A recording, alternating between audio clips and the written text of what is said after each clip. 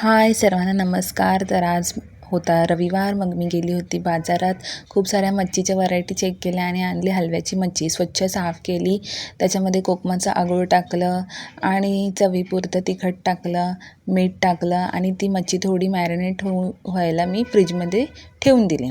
Then मग मी वरचं जे आवरण असतं त्याची तयारी करायला घेतली. तर इथे आम्ही तांदळाच्या पिठात करतो म्हणून मी तांदळाच्या पिठाचा वापर करणार आहे. कोण कोण रव्यामध्ये करतं तर तेही चालेल. त्यामध्ये थोडंसं तिखट टाकून घेतलं आणि मीठ टाकून घेतलं, जे मी ते शूट नाही करू शकली. मग मी ते पॅन ठेवलं तापायला आणि त्याच्यामध्ये तापल्यानंतर तेल टाकून घेतलं आहे. तेल तापल्यानंतर मी इथे बघा छान कोटिंग करून घेते मच्छीचं. व्यवस्थित तिला कोटिंग करून घेतल्यानंतर आपल्याला ती फ्राय करायला तेलामध्ये सोडून द्यायची आहे.